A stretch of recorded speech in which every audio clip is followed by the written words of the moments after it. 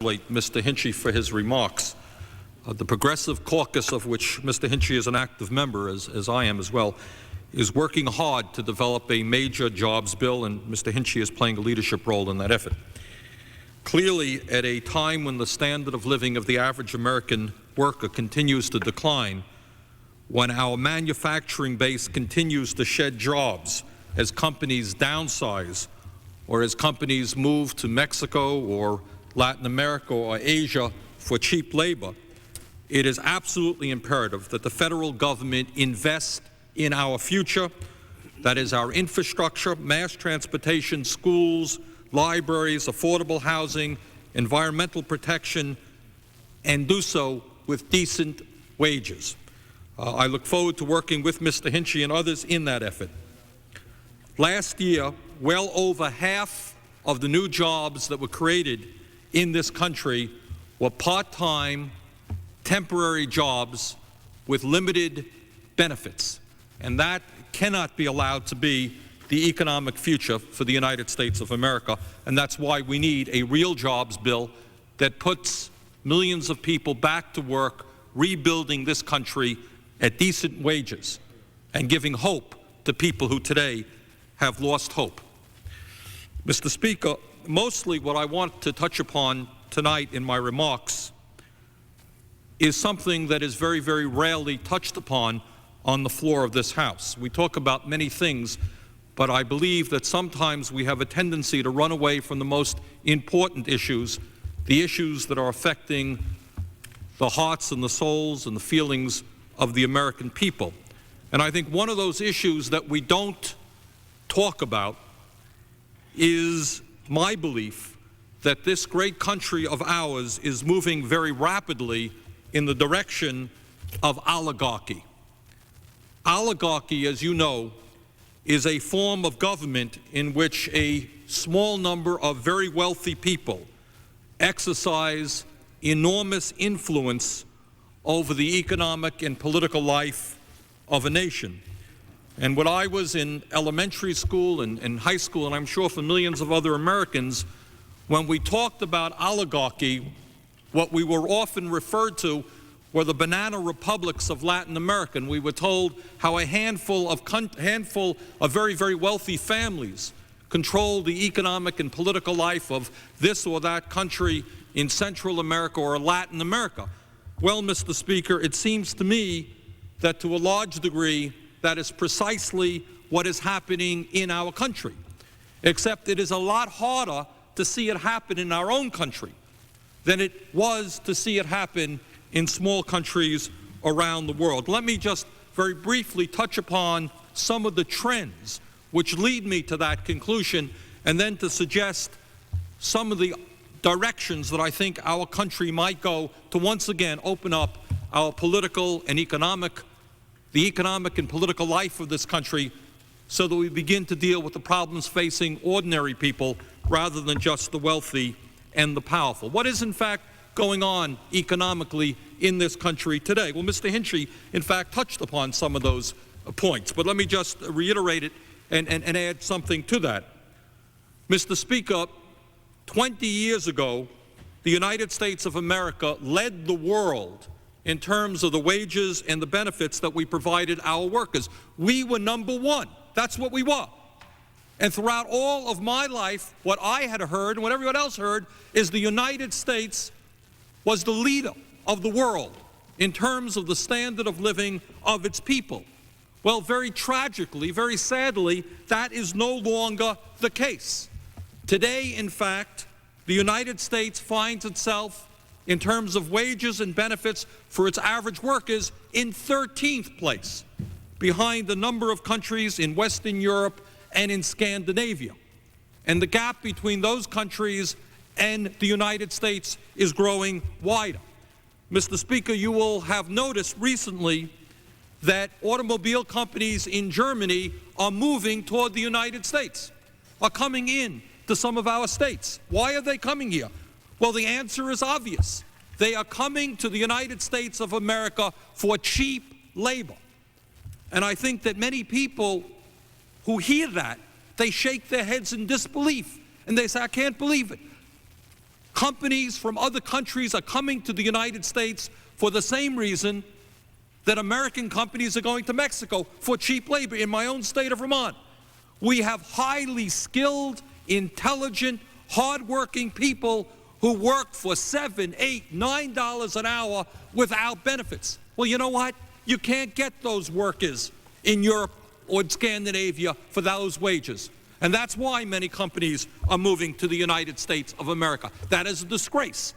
Something has happened in this country. We should be looking at the roles of the Democratic and Republican parties and the people who own this country to explain why we are now in 13th place when we used to be in first place. And what about benefits, not just wages? What about health care?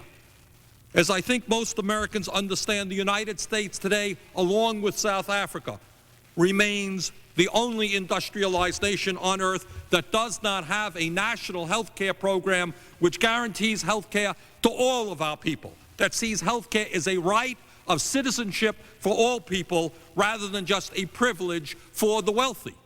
So when we compare ourselves to our European friends, our Scandinavian friends, they shake their heads literally in disbelief to understand that in the United States we have 37 million Americans with no health insurance, 50 million Americans who are underinsured, that people die because they don't have the money to go into a doctor's office or a hospital. People look at this country from Europe, from Scandinavia, and they wonder what in God's name is going on in this country. What about paid vacation days? We don't talk about that too often. How many of the viewers know that the United States today, compared to other major industrialized nation, has fewer paid vacation days for its workers than any other country? Talk to German workers. They have 25 to 30 days of paid vacation. We, if my memory is correct, average about 10 days. And in fact, as the standard of living for the average American worker declines, our working people are working longer and longer hours. It is not uncommon in my state, and I believe in the other states, to find workers working 50, 60, 70 hours a week at one job, two jobs, three jobs in order to bring home the bacon to keep their family going. We are working longer hours for lower wages. That's what's going on in this country. In general, the real wages of American production workers have declined by 20% since 1973. And the standard of living for 4 out of 5 American families went down during the 1980s. So the challenge, and what Mr. Hinchey and many of us are talking about, is how do we reverse that trend so that once again this nation is #1 in the world in terms of the standard of living, the wages, the benefits, the educational opportunities, health care that the people of this country receive. That must be our vision. That must be what we are fighting for, not to see us continue to decline.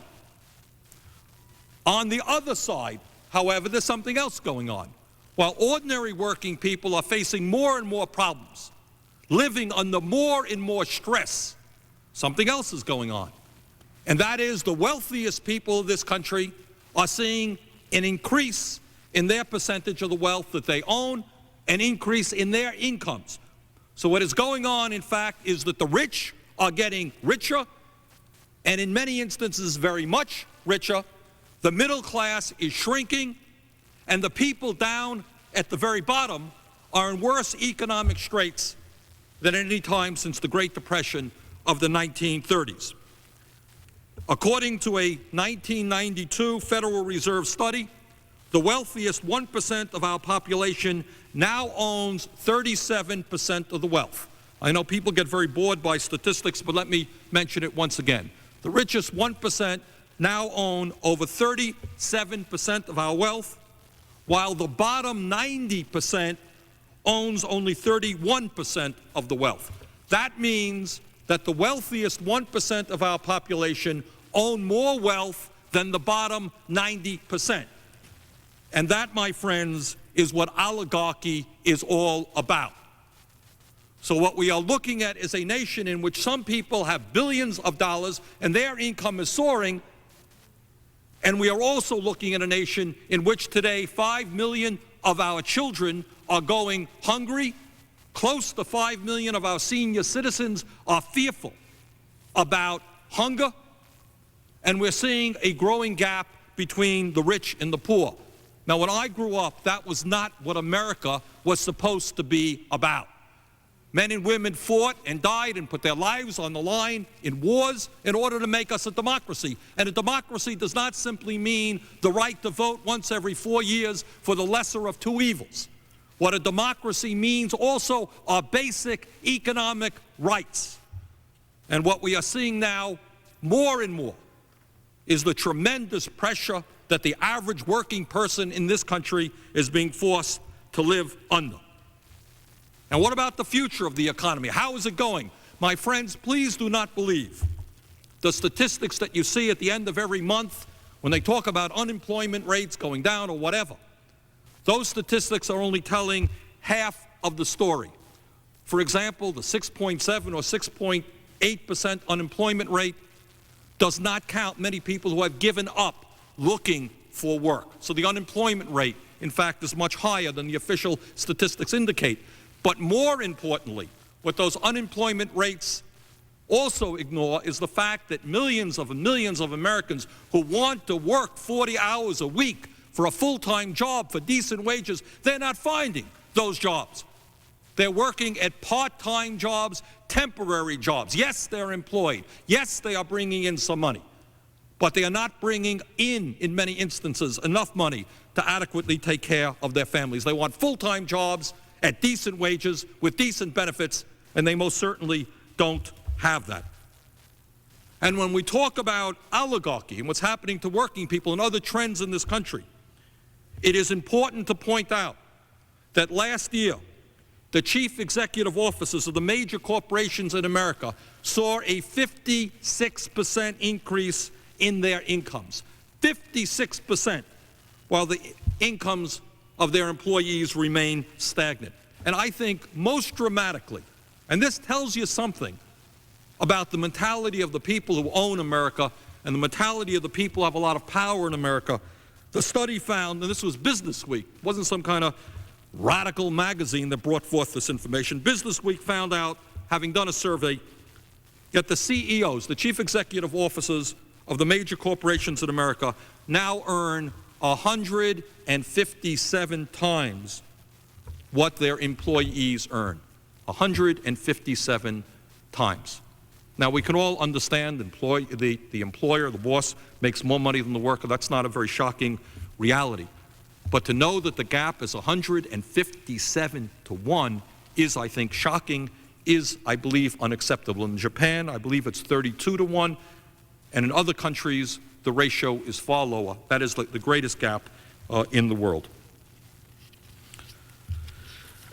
Mr. Speaker, I think that it is about time and long overdue that the working people of America, that the low-income people of America, that the senior citizens who tonight are unable to afford the prescription drugs that they need to ease their pain, that they began to stand up and began to fight back against a Congress, against a corporately controlled economy which is not responsive to their needs. Now, if the people want to not fight back, then I can only predict to them that as bad as things are now, they will probably get worse. Because the way the Congress operates, the way politics operates, is everything being equal, we can expect that the Congress and the President will pay a lot of attention to the people who have the money, who make the campaign contributions, and will ignore the needs of working people and poor people.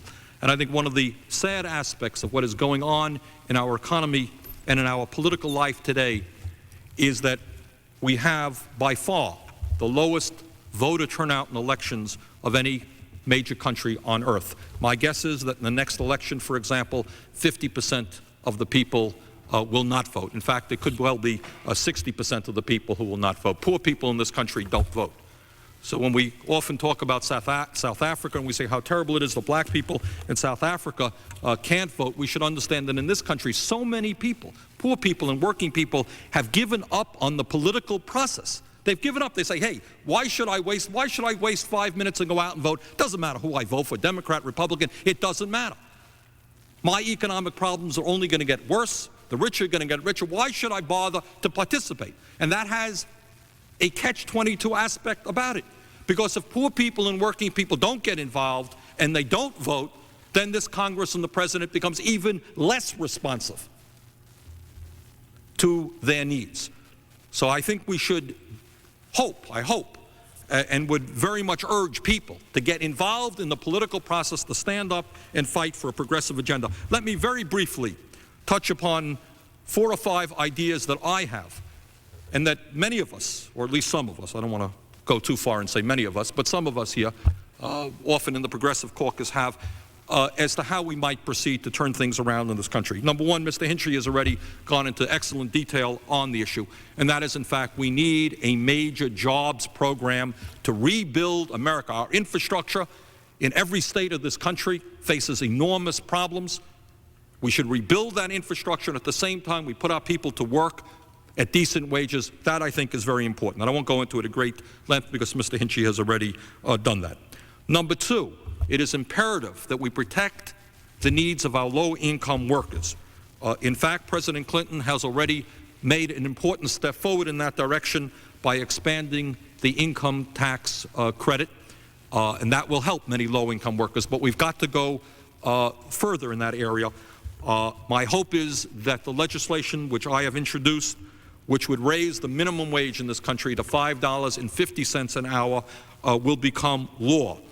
Since 1980, the purchasing power of minimum wage workers has declined by 23%. In other words, in 1980, minimum wage workers were much better off than they are today, because during the period of Reaganomics, the minimum wage was not raised. So I think what we have to say is that every person in this country who works is entitled to lift themselves out of poverty. It doesn't make a whole lot of sense to be working for 40 hours a week and then find yourself more deeply in debt than before the week began. So we've got to protect the needs of our low-income workers. Thirdly, we must deal, of course, boldly with the health care crisis in this country. You hear a whole lot of talk about health care, but I think if we are to move forward with a universal health care program protecting every man, woman, and child in this country, if it's going to be comprehensive, which means that all of our health care needs are going to be taken care of, and if it's going to be cost effective, the only program that has been introduced in the House and in the Congress that will do that is a single-payer Canadian-style health care system that is cost effective because it does away with billions and billions of dollars of administrative waste, which is inherent in our current system, which has 1,500 private insurance companies which are driving everybody crazy. They're driving doctors crazy, they're driving patients crazy, they're driving hospital administrators crazy. The GAO last year estimated that we could save 10% of our health care costs by moving toward a single-payer system. That would be $90 billion. We can use that money to provide for the uninsured and the underinsured. The Canadian single-payer system will provide quality care to every man, woman, and child in this country without enabling us to spend 1 penny more than the $900+ billion that we're currently spending. But in order to bring that about, the people are going to have to stand up and take on the very powerful insurance companies who obviously are fighting for their own profits. We're going to have to take on the AMA. We're going to have to take on the pharmaceutical companies who are charging our people today far higher prices for the same prescription drugs that are sold in Europe or in Canada or in Mexico. So you got a whole lot of people who are part of what we call the medical industrial complex. They like this system very much because they're making billions and billions of dollars in profit off of it. But I think clearly we as Americans are going to have to rise up and fight for a single-payer Canadian-style national health care system. Fourthly, and very importantly, and you're seeing it right now, interestingly, all over this country in terms of the strike against American Airlines. Here you have working people who are standing up for their rights, and what their employer is threatening them with is, if you stand up and fight for your rights, you're going to be fired. Now, I didn't know that that's what America was about. I didn't know that if American workers stood up and they went on strike, that it was acceptable for the company to say, goodbye, you're finished. I can bring in all of the new employees that I want at lower wages than you're receiving today. Is that what America is really? Have we reached that level? Clearly, not only that we have to pass the striker rights legislation, which in fact passed this body, but is being hung up in the Senate because of fears of a filibuster, we've got to go a lot further. And what we have got to do is rebuild the labor movement, the unions in this country. Now, I know for many people, unions are a dirty word, But you know, it's a funny thing. The American Medical Association is a union of doctors fighting for their rights. The American Bar Association is a union of lawyers fighting for their rights. The American Bankers Association is a union of bankers. The American Manufacturing Association is a union of the people who are heads of the large corporations in America. Now, if it's okay for those people to come together, as it is, to fight for their rights, why is it so terrible or bad that janitors come together and people who work in factories come together, or airline attendants come together to fight for their rights? Right now in this country, our labor law is very primitive. It makes it very, very hard for working people who want to form a union to, in fact, be able to do that. And I will be introducing legislation which will radically change labor law in this country and make it far easier for workers to come together into unions to fight for their rights. And we need that, because if we don't have strong unions fighting for the working people in this country, who do you think is going to be protecting the interests of the working people in this country? You think it's going to be General Electric? You think it's going to be General Motors? You think it's going to be the leadership of the two political parties? I don't think so. Working people together have got to come and stand up and fight for their rights, and that's what a strong trade union movement can do.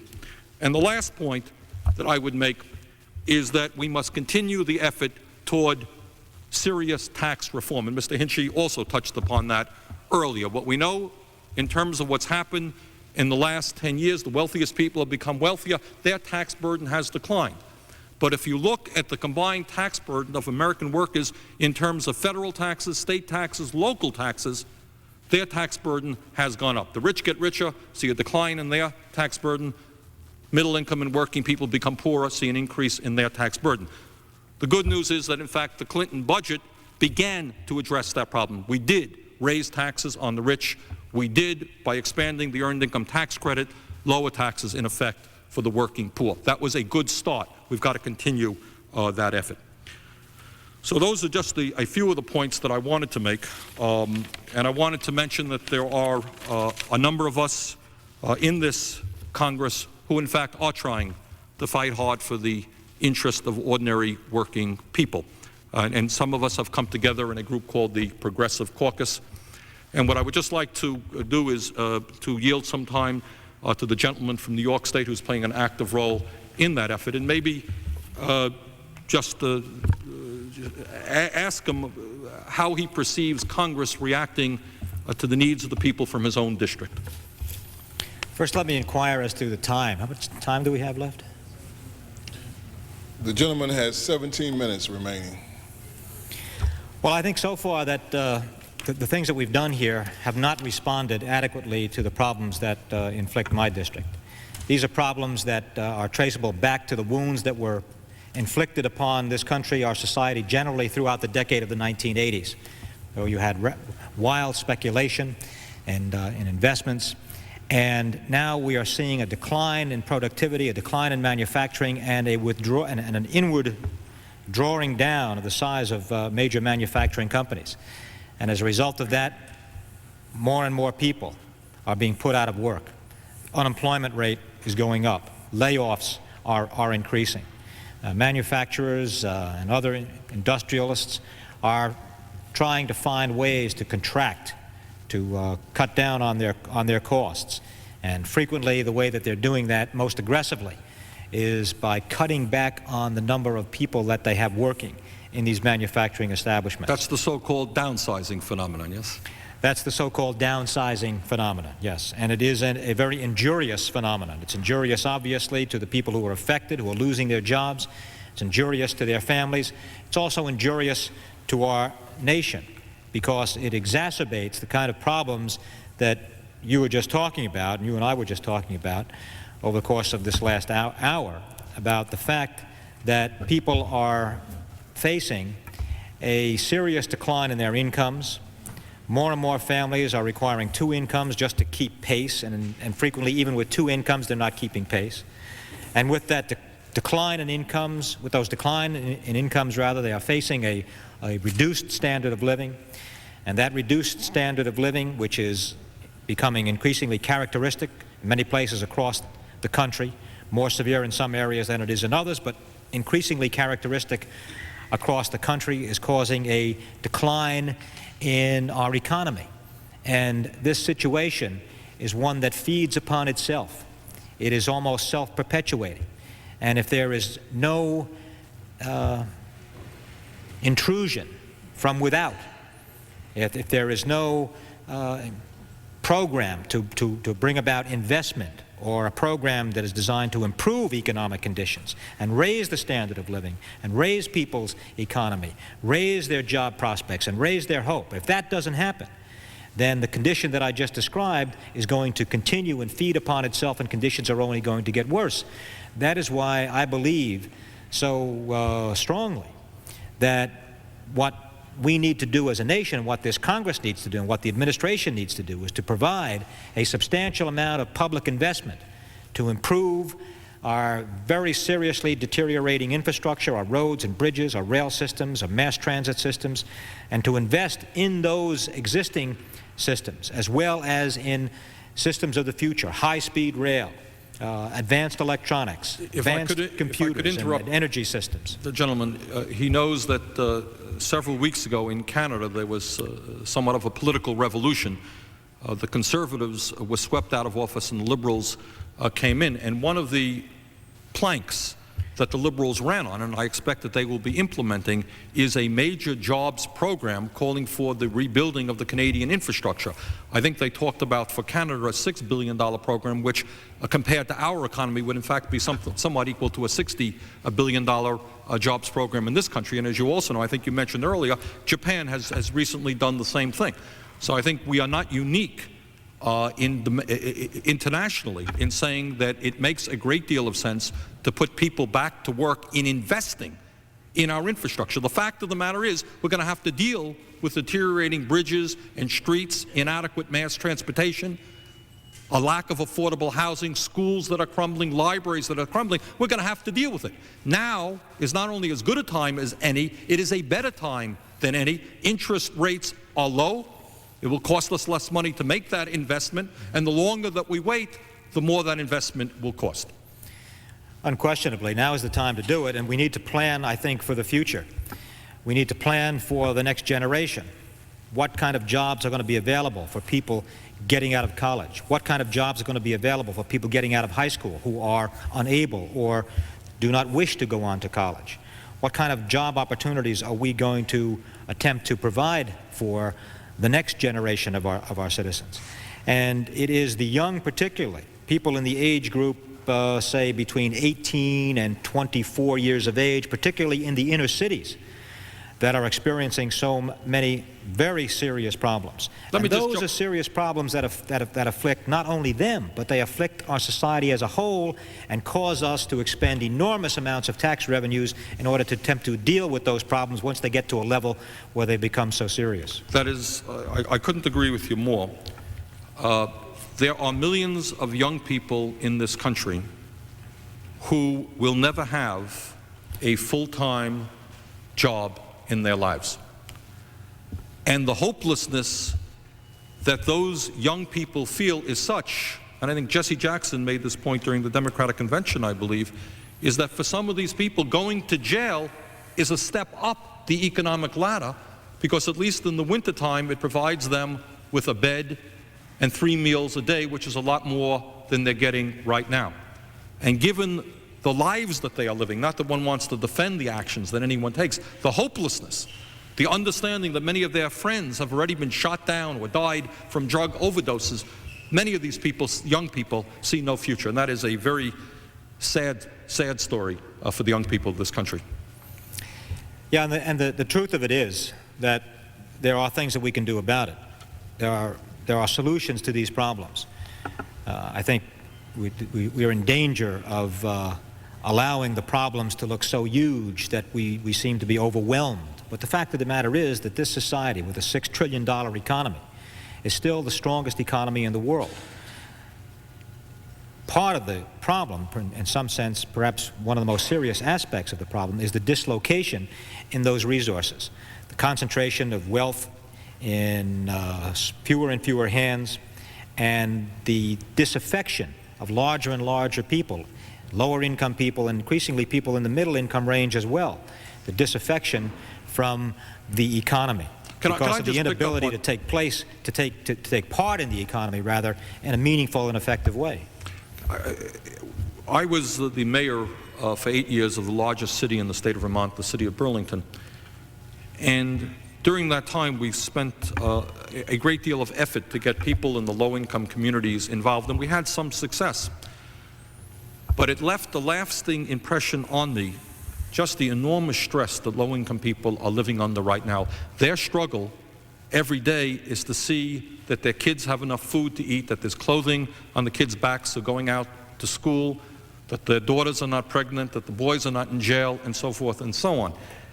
And I don't know how it is in your district, but certainly the pressure on low-income people is so great that it's just very, very difficult for them to look at politics and government as a way out of addressing those problems that is so far removed. If you're struggling and figuring out how you're going to survive tomorrow, the idea of looking at elections a year from now or political programs just seems like out of this world. Does that sound familiar? Well, it's very foreign, absolutely. Yep. It seems very foreign, it seems remote, and also it's difficult to relate to it in any way because it doesn't seem that the people who are running for office frequently are addressing these problems or talking about them. And so there's little reason for people sometimes to believe that people who are aspiring to public office have any sense of their problems, any sense of their needs, or least of all, any attempt to solve them. Or they talk about them during the election and forget about it the day after the election, I think, as often as not. You know, one of the points that I would like to make, if a young person breaks into a grocery store tonight and robs several $100s of groceries or something, that's considered to be a crime, and it should be a crime. It is a crime. And yet I find it so interesting that when large multinational corporations decide to leave this country and head for Mexico or head for Asia in search of, in some cases, starvation labor, and in the process throw American workers out on the street, many of whom might have worked for those companies for 20 or 30 years, invested their entire life in those companies, and when the CEOs decide to move away and leave these people with nothing and these communities with nothing, no one has much to say about that. You know, we don't consider that a moral crime. And I always get a kick out of the word patriotism. The right wing in this country has done a good job in capturing patriotism. At the end of the wars, you know, these big corporations put full-page ads in the newspaper and they say how much they love their country. And thank you to the men and women who fought for this country. And the next day they're going to close another plant that may well be a profitable plant and move to Asia, move to Mexico, and throw our people out on the street. So I would hope that some of these CEOs who claim to be great and patriotic Americans will understand that patriotism is more than just putting a full-page ad in a newspaper thanking the armed forces. That patriotism means that you don't turn your back on American workers, that you reinvest in this country and give our working people the tools and the equipment in order to be productive workers in the international economy. But I'm always amazed how little we address that issue. Well, it's also true, I think, that the Congress has to not turn its back on the American working people. And the Congress and the administration have got to deal with these problems much more aggressively and effectively than they have been dealt with over the course of the last 2 decades.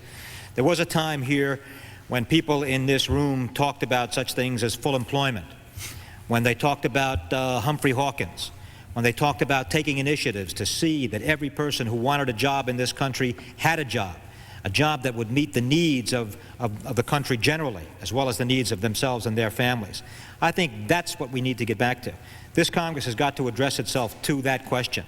The opportunity for full employment, the opportunity to create good jobs, the opportunity for individuals and families, so that the standard of living here can be increasing, can be growing, so that we can create opportunities for people. And we need to devote ourselves also, I think, to our educational system, which we've neglected, particularly to our elementary and secondary schools, which are deteriorating in terms of their own, the buildings, as well as the quality of education that is available increasingly in elementary and secondary schools in many parts of our country. These are the issues that this Congress has got to address itself to. Upgrading educational standards, improving the quality of education, educating people for future job opportunities, and then doing what needs to be done to ensure that those opportunities for jobs exist here in this country and not someplace else in the world. You know, I couldn't agree with you more. It's a funny thing when you, if you read Harry Truman's biography.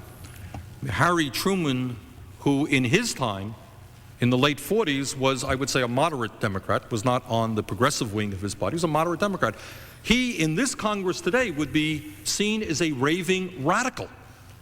That's really true because of his identification with the working class and the middle-income people of his time and his willingness to stand up to the big money interests.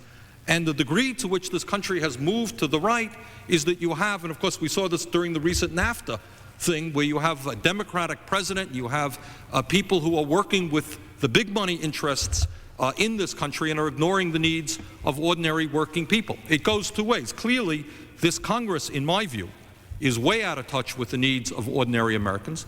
But similarly, the people who are watching this at home, the people who are hurting, the elderly people, who today are spending more out-of-pocket money for health care today than they did before Medicare, those people who are not getting a fair shake from the Congress, from the President, have got to begin to stand up and make their voices heard.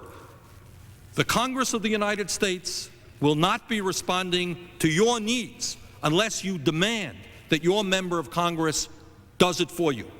Because everything being equal, and we saw this just so extraordinarily last week, when corporate America speaks, the government listens very clearly. They hear Merrill Lynch, and they hear Wall Street, and they hear the stock brokerage firms saying, we want NAFTA. But somehow or another, when the hungry children say, help us, we seem not to be able to find the revenue to do that.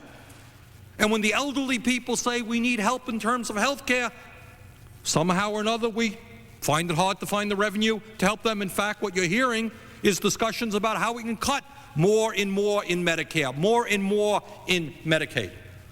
So I think it's a two-way street. Clearly, this Congress is not responsive to the needs of working people, elderly people, and poor people.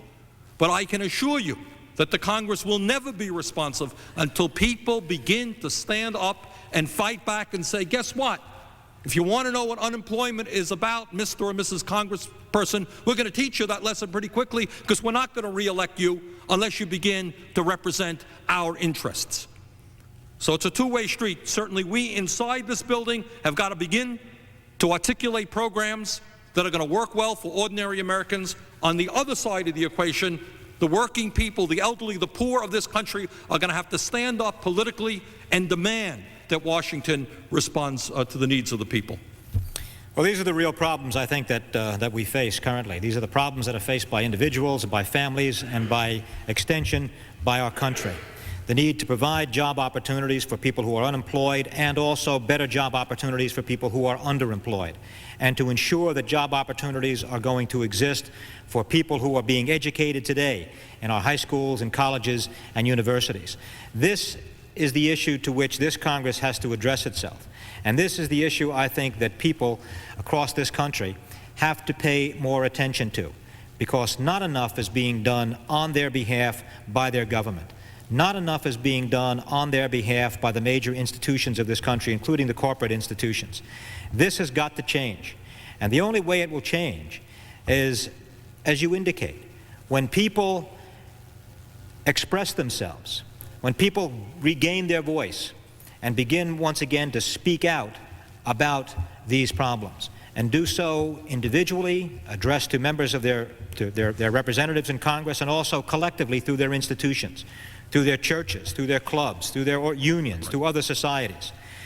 This is the way that this country is going to begin to move forward again. We have the strengths, we have the resources, we have the capacity to do it. What we currently lack is the political will. The political will and the political leadership to lead us off in the right direction, to provide those opportunities for the larger good and the larger number of people in our country. People in this Congress need to provide that leadership, and people outside need to provide that leadership as well.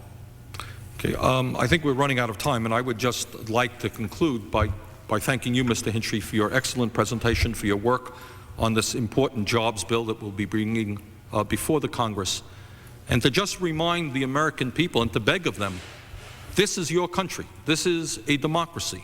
We have had an extraordinary history. This government is supposed to represent the needs of ordinary people and not just the rich and the powerful. And the challenge of our time is for all of us to begin to stand up and to fight back so that we can create a bright vision for all Americans rather than seeing a decline in the standard of living for so many. So I thank people for watching this dialogue and look forward to working with Mr. Hinchy again. Thank you. Time of the gentleman is expired under previous order of the House.